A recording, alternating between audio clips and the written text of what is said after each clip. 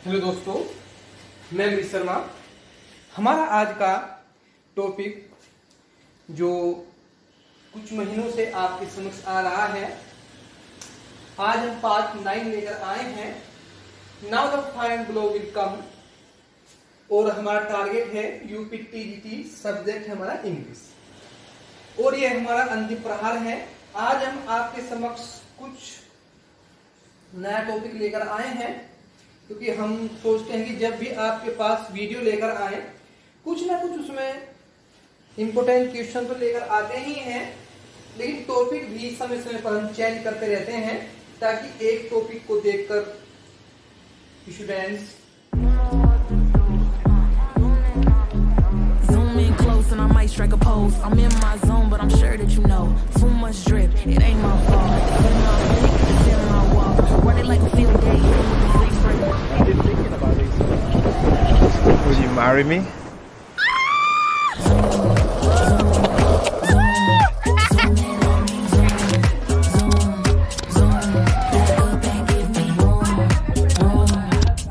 I become one with the camera, focus. Snapshot costs like a million. Golden, flexing, know all my angles, easy. Move to the front, make sure they can see me. Wow.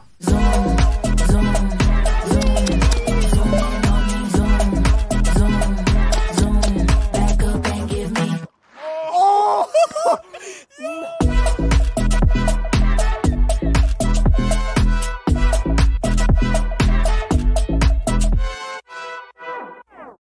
देखने वाले बोरियत महसूस ना करें। और आज का topic हमारा एक्टिव पैसिव। तो यहाँ पर हमने आपके समक्ष केवल 3 ही क्वेश्चन लिए हैं, और ये 3 क्वेश्चन हमने आपके समक्ष लिए तो है, लेकिन आपकी जो पूरी एक्टिव पैसिव की थ्योरी है वो सहज लगभग कुछ ही 8 से 10 वीडियो में कंप्लीट आपकी पूरी तैयारी हो जाएगी, पूरा कॉन्सेप्ट आपका क्लियर हो जाएगा। तो स्टार्ट करते हैं गाइस आज की वीडियो। अधिक समय किल ना करते हुए हमारा आज पार्ट 9 है। हमारा पहला क्वेश्चन है, the president appointed him governor. ठीक गाइस, और जब भी इसको लिखवा जाएगा तो आप साथ साथ क्या करेंगे, इसका एक नोट, एक पेन और पेंसिल, ये एक नोटबुक आप लेकर बैठेंगे, और जो भी इसको क्वेश्चन को समझाया जाएगा, सब पैसिव बनाया जाएगा, आप उसकी जो भी नियम होंगे, जो रूल्स होंगे, आप साथ साथ नोट कर लें। तो देखो गाइस, हमें 3 चीजों पर प्रहार करना है, 3 चीजों पर अटैक करना है। सर्वप्रथम हमको देखने वर्ब क्या है। वर्ब हमारी क्या है, वर्ब यहाँ पर अपॉइंटेड है, नियुक्त करना। अपॉइंटेड हमारी यहाँ पर वर्ब है। तो वर्ब से जो सटा हुआ होता है, सटा हुआ अर्थात जो मिला हुआ होता है, जो अटैच होता है, वो क्या है हमारा, उसका हमको क्या लेना है, उसका सब्जेक्ट लेना है। तो ये क्या है, हिम है, और हिम का सब्जेक्ट क्या होता है, ही होता है।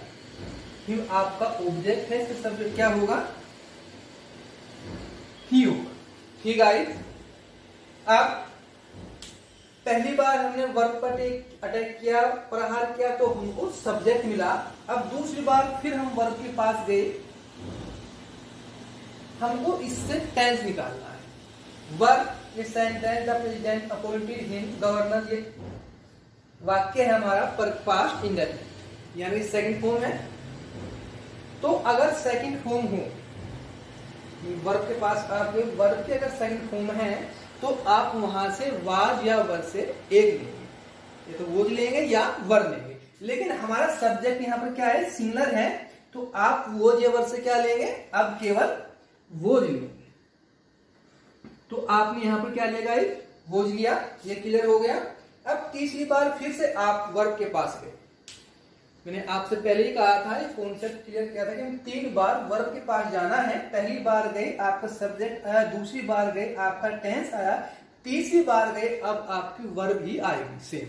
और पैसिव में हमेशा क्या होता है, वर्ब की थर्ड फॉर्म का प्रयोग होता है।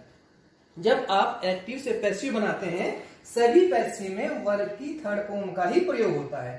तो इसकी थर्ड फॉर्म क्या होगी, अपॉइंटेड ही होगी, APPOINTED,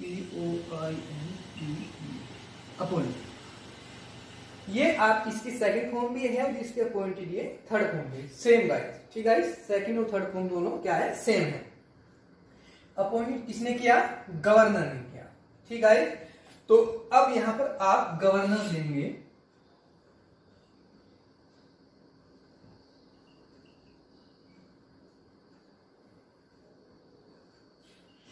गवर्नर अपॉइंटेड, देखो he was appointed governor by the president. ये सब्जेक्ट का आपने क्या लिया, इसका जब भी आप एक्टिव पैसिव का क्या रूल होता है कि जब भी आप सब्जेक्ट का ऑब्जेक्ट लिखते हैं उससे पहले बाय का प्रयोग करते हैं। बाय द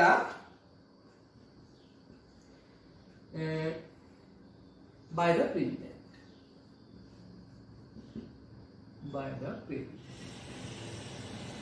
ठीक है, शायद ये आपका क्वेश्चन क्लियर हो चुका होगा। अब नेक्स्ट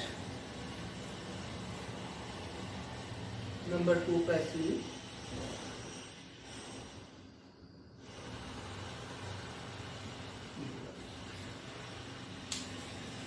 फिर आपको वर्ब के पास जाना है। वर्ब हमारी क्या है, आपने चूज की, आपने चुनी, वर्ब हमारी है पिक। पिक हमारे पकड़ना या काटना। तो ये हमारी वर्ब है, इस सटा हुआ क्या है, माई पॉकेट। तो माई पॉकेट आपको क्या हुआ, सब्जेक्ट हुआ माई पॉकेट। ठीक है, माई पॉकेट। अब फिर से आप वर्ब के पास गए, वर्ब की कौन सी फॉर्म है, लेकिन टेंस देखना आप, फॉर्म तो है थर्ड फॉर्म में, किस साथ है, हैज के साथ है। जहां पर रूल ये है, जहां पर हैज हैव होगा वहां पर आपको हैज हैज लिखना है, सिंगलर के साथ है, प्लूरल के साथ यानी बहुवचन के साथ है। सिंगलर यानी एक वचन के साथ हैज लिखेंगे आप। अगर प्लूरल होगा, इधर से आपने बहुवचन लिया तो उसके साथ हैव लिखेंगे और हैव के साथ दोनों के साथ बीन आएगा, हैज बीन या हैव बीन। तो माई पॉकेट क्या है आपका, सिंगलर है, तो आप क्या लेंगे, आप हैज बीन। बीन आपने क्या किया, रूल से इसमें ऐड किया बीन। भाई सर आप टेंस के पास, टेंस में देखो, अब यहां तो सिंगलर टेंस था सेकंड फॉर्म में, यहां पर ये आपका प्लूरल टेंस यानी कि हैज के साथ वर्ब की थर्ड फॉर्म। इसके पास गए, आपने क्या निकाला, सब्जेक्ट लिखने के बाद, माई पॉकेट लिखने के बाद हैज, और हैज के साथ आपने बीन लिया। अब फिर से आप इसके पास गए, पिकड की थर्ड फॉर्म क्या होती है, ये आपकी पिकड़ी होती है। ठीक गाइस,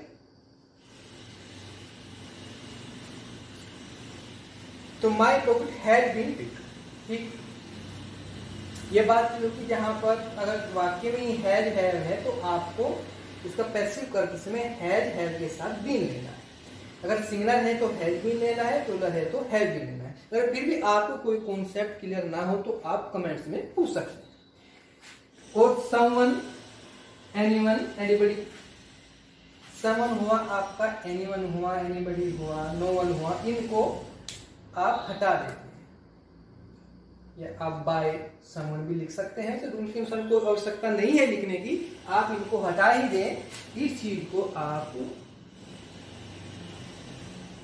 हटा दें। ठीक है, आपने एक बार फिर से, ये आपका यहाँ पर टेंस था हैड पिक्ड, इसे सटा हुआ क्या है, माई, मिला हुआ क्या है, माई पॉकेट। माई पॉकेट आपने लिया सब्जेक्ट के रूप में, जो सिंगलर है तो इसलिए आपने हैज लिया, और हैज के साथ में रूल से आपने बीन लिया और वर्ब की थर्ड फॉर्म। That's it. ये सेंटेंस आपका यहीं तक पूरा होगा, और इनको हटा देते हैं, तो नहीं लिखते। नेक्स्ट है हमारा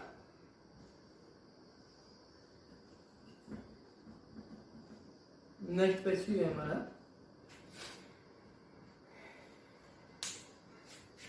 they are pulling down the old theatre. तो पुलिंग यहां पर आपका क्या है, ये आपकी यहां पर वर्ब है। डाउन द, ये तो आपको पता है, जब आप पहले वर्ड लिखते हैं तो कैपिटल लेटर्स में होता है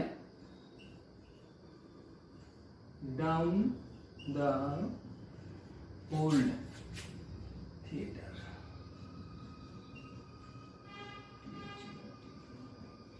ऑल थीटा। ठीक है, इज एम आर अगर सेंटेंस में है तो आपको इज एम आर ही लिखना है, डाउन द होल थीटा।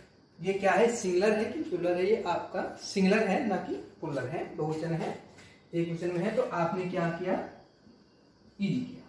ने आपसे क्या कहा, अगर एक्टिव में इज एम आर है तो आपको पैसिव में भी इज एम आर ही लिखना है। लेकिन रूल से, पैसिव के रूल से आपको उसमें क्या लगाना है, बीइंग लगाना है, बीइंग लगाना है।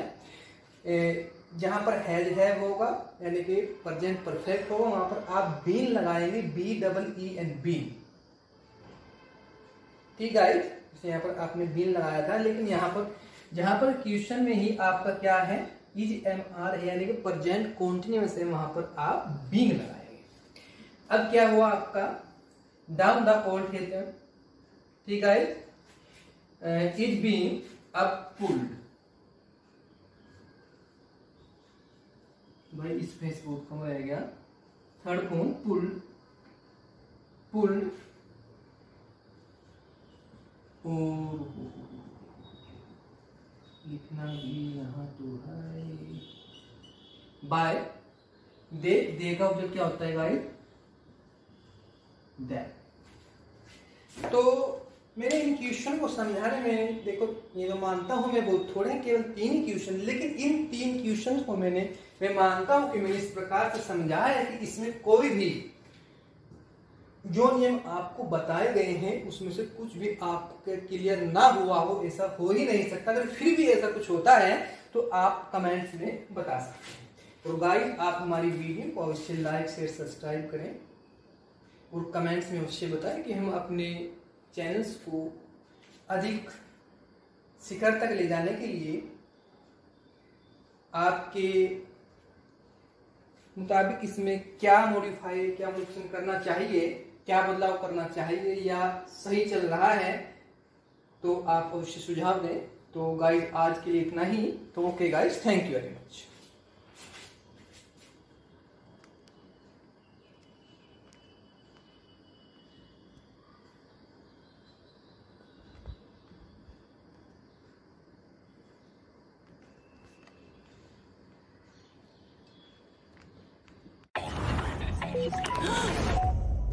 My galaxy!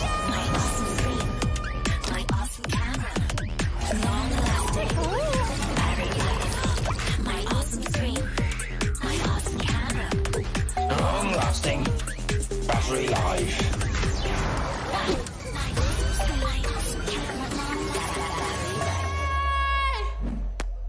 Awesome. Awesome. Awesome is for everyone.